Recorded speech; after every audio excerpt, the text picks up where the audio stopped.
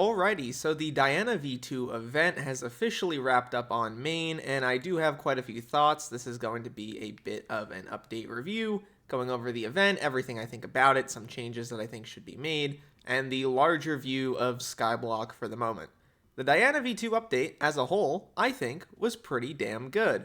A lot of the changes and improvements that they made to the event, the ways that they changed around how you interact with it, I think are very solid.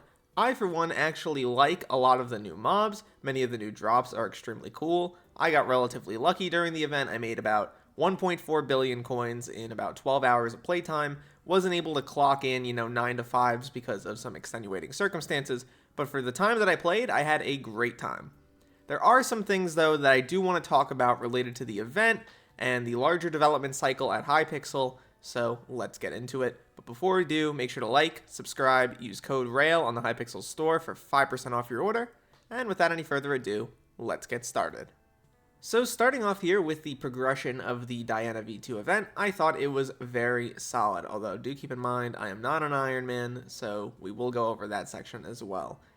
For a normal profile, though, everything felt really solid going up to a Mythic Griffin. Didn't feel like it took too long, especially after the buffed Mythos fragment rates. I liked the new armor set. I liked the new spades. I felt like everything progression-wise made sense, and I also felt like throughout the event I was constantly getting stronger due to the new Derailious ability that increases its damage based on how many bestiary tiers you have in mythological mobs, which I actually think is a good system. Chimeras were dropping, I was making a ton of money, I felt very good. A complaint that I have heard is that Griffin feathers for Iron Man players are a little bit harder to come by now because of many of the changes that they made with regard to treasure and how they operate. It can be a little bit difficult now for Iron Man players to grind out Griffin feathers, so maybe they should look at adding some additional sources, or maybe giving you the chance to earn multiple feathers from the same burrow. That might be an option.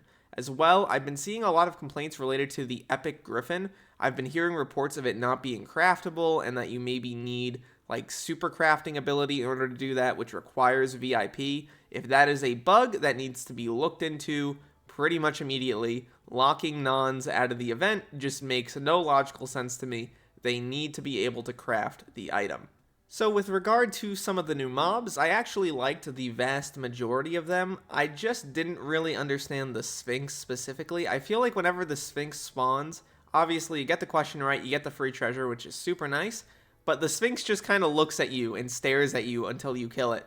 I don't know if that's supposed to be a bit because it's intrigued by you, so it's like pacified or something, or if the attack just doesn't work, but for now he just kind of stares and I don't really understand why. King Minos, also extremely strong. I feel like that is the type of mob where if you are not in a group, you are cooked, which does incentivize obviously playing with your friends, but maybe that is something that could be looked at. The Manticore as well is also extremely healthy, especially if you have, well, I mean, obviously you have to have the Mythic Griffin, so that is something else that theoretically could be looked at, or maybe I'm just bad at the game, who knows. Every other mob, though, in terms of their mechanics and all the new additions, I thought were pretty fun. Some people don't like the harpies that like jump in the air and shoot arrows at you. I think they're great. I love the bulls. I love the nymphs that are in the water that make the water there. It's so entertaining. I think that it leads to a much more fun experience.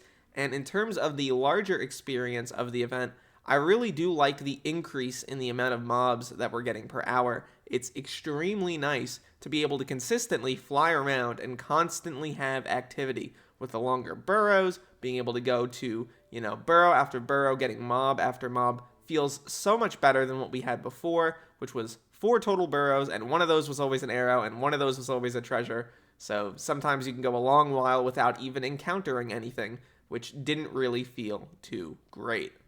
Alrighty, so in terms of some of the items, I do have quite a few things to say. First is that the Golden Fleece is very nice. I like this item a lot. It's super enjoyable to utilize.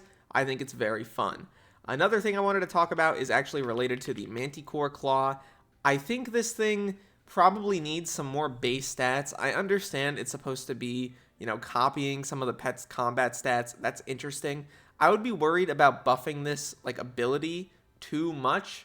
Maybe make it also work with miscellaneous stats, but that would be kind of gimmicky. I think the actual solution give it some crit damage, give it like 10 base crit damage, and I think it's in a much better spot. For now, though, it's just not the most interesting item in the world, and I don't see a lot of people utilizing it over some other options that are just a little bit better. Something else I wanted to talk about here is actually related to the relic items. I think the Hephaestus items should be changed around a little bit, not in terms of their upgrade path or anything like that. I think what should actually be done with this is that in order to apply a Hephaestus version of any pet item, it should only cost 2 of the original pet item, the anvil, and you should have to have the other pet item already applied to upgrade it. Because right now, there is no logical reason you would ever want to apply a Minos relic to anything.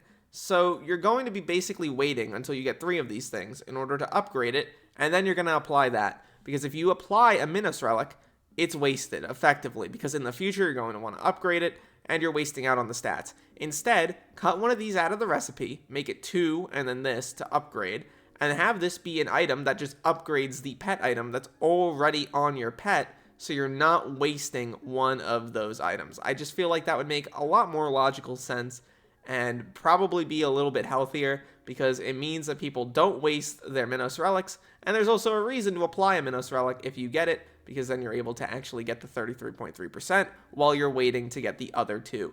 Just an idea there that I think would do a lot of good. There are also quite a few bugs related to the event and things that are going on that I do want to talk about. Cocooning is still bugged. It was working on alpha.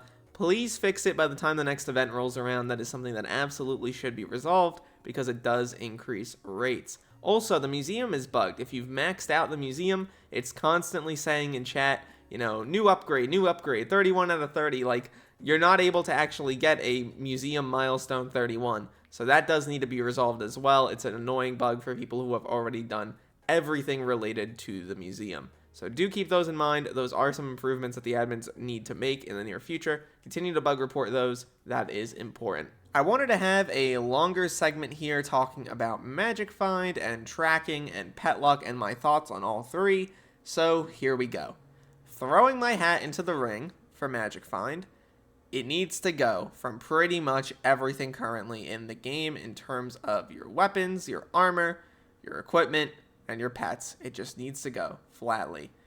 I think the current way Magic Find is structured makes very little sense. Players at the upper end of the spectrum are able to do ridiculous, silly, goofy things to get a crazy amount more Magic Find, which leads to a lot more drops, while players in the mid-game are basically unable to do so, and sometimes even they have to do gimmicky things to try to keep up. I feel like Magic Find just needs to be changed around at this point to be mostly coming from things that your account has done, whether that be museum milestones, unlocking max minions or getting more minions, or even things like maxing out certain collections. Bestiary is something else where it can absolutely remain. The idea, though, that you have to go into the crypt and kill a bunch of mobs before you actually kill the mob, or do some ferocity stacking so you can get access to your G-Drag, is silly. Is completely and totally silly to me, and I just never will like it or enjoy it in terms of drops. If people were doing that to maximize their damage, I would have much less of a problem with it, but in terms of Magic Find specifically, it doesn't make a lot of sense to me. Take away Magic Find from pretty much all gear in the game currently and add it back through other methods, whether that be increasing it from attributes, adding it to things like the museum, max minions, and also collections, or even other avenues where every player is able to get access to it, and it becomes less variable per mob, aside from Bestiary, which is totally fine to be variable on each mob. I don't think that drops should be changed significantly in their overall drop rate. I just think that it should come from sources that the player is actually much more in control of and understands a lot more of, because the current situation to me doesn't make a lot of sense. Pet luck also, I'm going to be honest, just kill pet luck. Take anything that's pet luck related currently in the game. In terms of that, it's really just Skatha and Drag at this point. Get rid of pet luck, slightly buff the rates of both to be equivalent to what they were beforehand with pet luck. It just needs to go. That skill or that stat is never really going to be used, let's be honest here. Tracking, though, I do have positive things to say about. I think tracking is one of the best ideas that the team has had in a long while. I love the idea of mobs that are elusive having a way to make them a little bit more common. Really, I would love to see updates to earlier parts of the game to add a bunch of tracking to pretty much all the early game islands and regions, especially the end. I feel like there's a lot you can do there in terms of the end altar and adding tracking for zealots to make it a lot easier for people to get summoning eyes, which will make it easier for people to get drag pets. I just think there's so much interesting stuff that can go on there. Even in terms of Skaithas, for example, I think you could do stuff related to that. I think it would be awesome to expand the tracking system to other islands and locations and really make it something that players could focus on rather than making it the crazy thing that players focus on in terms of dropping the items. Make it actually spawning the mobs. I feel like that would be an enjoyable counterbalance. And even then, I wouldn't want to see it on a bunch of different gear pieces or stuff like that. I would love to see it through more normal methods of obtainment where you're getting it through an attribute menu or through something akin to the Essence shop or something like that. Regardless, though, I think tracking is a great triumph, and I love it for the moment. Next, we're going to have a shorter segment here on prices, and I wanted to go over a few things. First, I'm going to go over Chimera, which is currently sitting at around 60 mil. I imagine this will bounce back up to 70. I don't think it's the end of the world for Chimera. I would not be that shocked if it stays around 70 mil for a long while. Doesn't seem that ridiculous of a price for Chimera. If we're going to look at the Mythos fragments, which I think are in a good spot right now, they're around 4.3 to 4.6 mil. Brain Food is something that I think is shockingly undervalued. Based on the rarity, I feel like this should be closer to 60 million coins. It's a lot rarer than Chimera. People are not getting a ton of these, and everyone who does Diana or Skaitha mining or pretty much anything is going to want at least 5 of these. So definitely interesting to see this price so relatively low. Many of the other drops aren't too crazy at the moment, but those are the big ones as well. I wanted to talk about the Shimmering Wool as well. I think it's currently sitting at around 600 mil, I believe. Yeah, about 600 million coins. That makes a lot of sense. It's a rare drop. And then also if I look for the Manticore, that one's a lot cheaper. It's sitting at around 300 mil, mostly because the Manticore Claw is not very good. Let's be real here.